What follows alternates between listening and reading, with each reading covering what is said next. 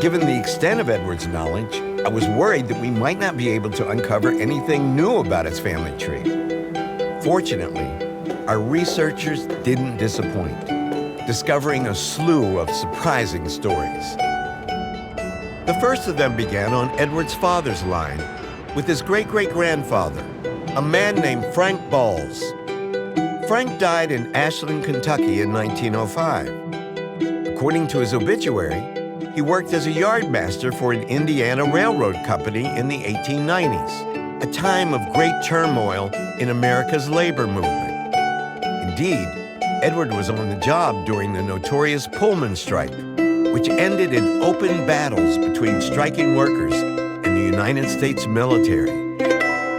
Any family stories about that? No, I've heard that name, but not even Frank, but the name Balls I knew was within my my grandfather's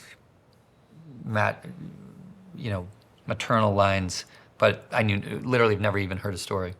Could you please turn the page? Yeah. It turns out there's more to his death than that obituary let on. Wow.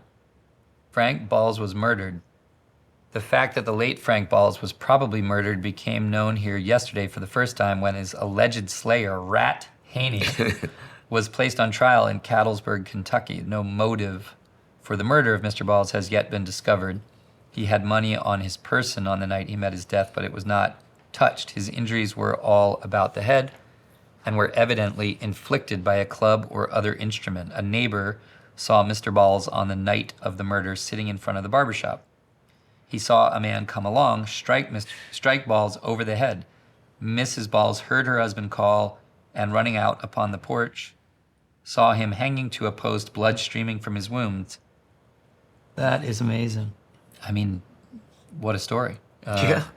But And that certainly have never heard that. Never, ever heard of anything like that. I wonder if it was a disgruntled railroad worker who... Well, we're going to find out.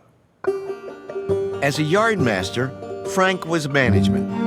And when the strike came, it seems he stayed loyal to his company, working to keep the railroads running, which most certainly would not have endeared him to the striking members of his community. But Frank's unfortunate death may have arisen from a cause far simpler. It seems that Frank had a penchant for arguing. Those who were acquainted with Mr. Balls will remember that he was a very plain-spoken man, letting the result be what it would. That sounds like someone who speaks uncomfortable truths. Yet he seemed unable to control himself sufficiently to avoid danger. A few days before his death, he had been engaged in a political conversation with a number of men and is supposed to have expressed himself too freely upon the subject, causing an ill feeling by some of the party. According to this article, Frank was killed over politics. What's it like to read that? I mean, amusing, not for Frank, but... Well, we looked into Thomas Haney, the rat. Right.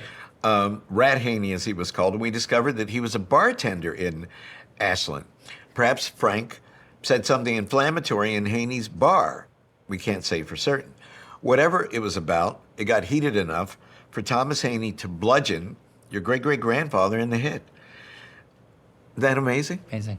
And that story was not passed on. I mean, for your family, which is extraordinarily prone to sharing stories, there's a one that somehow was filtered out. Yeah. It's wild. These are consequential things.